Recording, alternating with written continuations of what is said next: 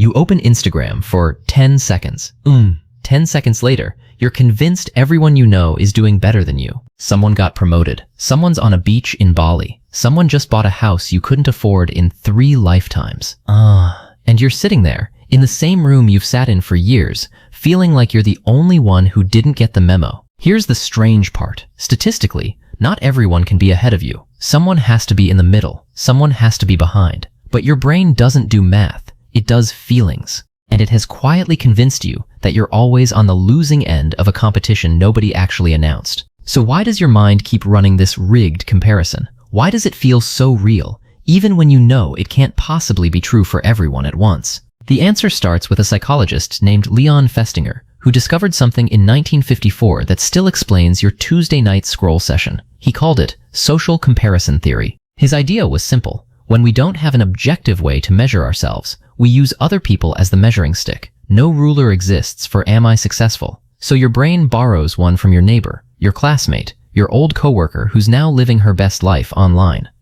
But here's where it gets interesting. Festinger also found something called the unidirectional drive upward. In areas where we care about our abilities, we don't compare sideways or downward. We compare up, always up. It's not a choice you're making. It's a default setting. Researchers have found that comparison isn't rare, it's constant. Somewhere around 10 to 12% of your daily thoughts involve comparing yourself to someone else. That's not an occasional bad habit. That's a background process running almost every hour you're awake. And there's a second mechanism making it worse, something called positional bias. Left alone, humans already lean toward comparing up more than down. Now add a culture saturated with curated, filtered, best-angle images of other people's lives, and that bias gets a steroid injection. You're not just comparing yourself to your neighbor anymore. You're comparing yourself to the best 5 seconds of thousands of strangers' lives. Now something surprising happens. You'd think, logically, that if everyone is comparing upward and feeling behind, someone somewhere would feel like they've made it. But most people don't. In fact, there's research showing that around 70% of men and 60% of women rate their own intelligence as above average. Mathematically, that's impossible for a whole population. So people are simultaneously convinced they're smarter than average, while also feeling like they're falling behind everyone else in life. Your brain isn't just inconsistent. It's running 2 contradictory scripts at once, and somehow believing both. This is where the psychologist Alfred Adler comes in. Adler believed that feeling inferior isn't a personality flaw. It's not something broken in you specifically. He argued it starts in infancy, when every human being is quite literally the most helpless creature on the planet, fully dependent on someone else for survival. That feeling of I am not enough on my own gets wired in early, long before Instagram, long before report cards, long before anyone compared you to your older sibling. Adler also noticed that when that inferiority feeling gets to, people don't always shrink. Sometimes they overcorrect. They chase extreme achievement, extreme image, extreme control, not because they feel superior, but because they're trying to bury a feeling of inadequacy under a mountain of proof that says otherwise. There's another layer underneath this one. A researcher named Abraham Tesser studied something called the self-evaluation maintenance model. He found that the people who threaten your self-image the most aren't strangers. They're the people close to you, succeeding in exactly the area you've built your identity around. A stranger's promotion barely registers.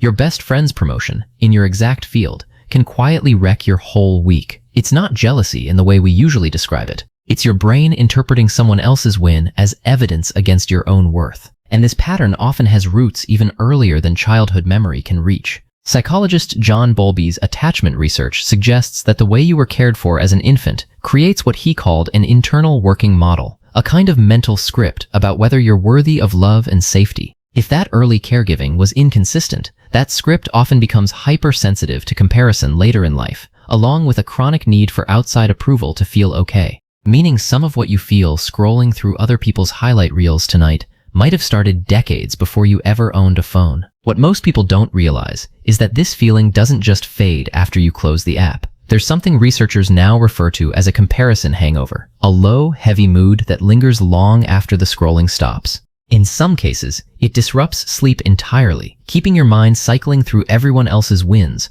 while your own life sits quietly in the dark, unlit and unnoticed. This changes everything about how you should think about that feeling of everyone's better than me. It's not accurate information about your life. It's a distortion, manufactured by a brain that's wired to compare, sharpened by a culture that profits from you feeling slightly behind, and rooted in something as old as human infancy itself. So what do you actually do with this? One method therapists use is a simple 3-step reset called stop, shift, switch. The moment you notice the comparison spiral starting, you name it out loud in your head. I am comparing. That single act of naming interrupts the automatic loop.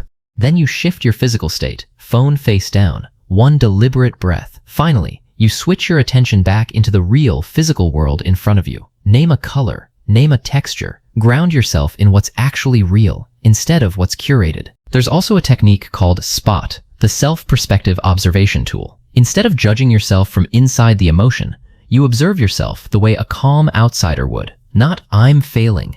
Just I notice I'm comparing myself to someone else's edited life again. That small shift from participant to observer creates just enough distance for the feeling to lose its grip. Here's the realization worth sitting with. You were never actually behind. You were reading a highlight reel and mistaking it for a scoreboard. The feeling of everyone is better than me isn't proof of your inadequacy. It's proof that your ancient wiring for social survival is reacting to a modern environment it was never built to handle. You don't need to win a competition that was never real to begin with. You just need to stop reading everyone else's chapter 1 and start noticing your own progress isn't measured on someone else's page. If this made you see your own scroll sessions differently, you know what to do.